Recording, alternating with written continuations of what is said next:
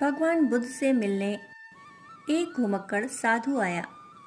उसने बुद्ध से कहा, भगवान, मेरे पास ना बुद्धि है, ना चातुर्य, ना शब्द और ना ही कुशलता, अतः मैं कोई प्रश्न अथवा जिज्ञासा कर सकने की स्थिति में भी नहीं हूँ।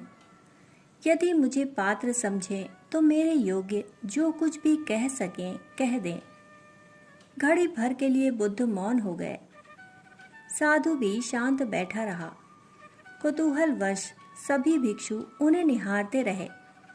अचानक देखा कि साधु की आंखों से अविरल आंसुओं की धारा बहने लगी।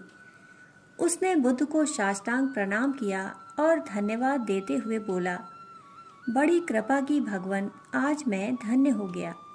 और नाचता गाता गुनगुनाता चला गया। हतप्रभ शिष्य मंडली देखती रही। बुद्ध एक शब्द भी नहीं बोले। फिर आखिर ऐसा क्या घट गया उस साधु के जीवन में? आनंद ने बुद्ध के पास जाकर पूछा, भगवान, कुछ समझ में नहीं आया। ना कोई वार्तालाप और ना ही कोई प्रश्नोत्तर हुआ।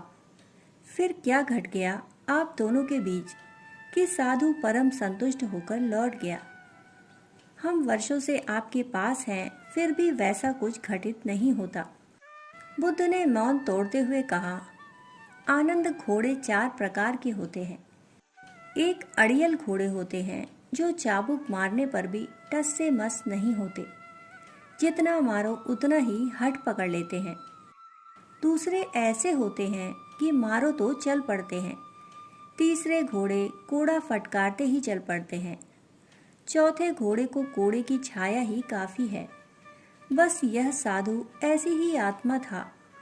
उसे इशारे भर की ही जरूरत थी और वह मेरे मन ने कही, उसके मन ने ग्रहण कर ली। तुम्हारे मन तो उन जिद्दी घोड़ों की तरह हैं कि कोड़े फटकारते रहने पर भी अपनी जिद पर अड़े हैं। बात शिष्यों की समझ में आ गई। समर्पण भाव से गुरु से ग्रहण किया जाए तो बिना बोले बिना कहे ही सब कुछ पाया जा सकता है।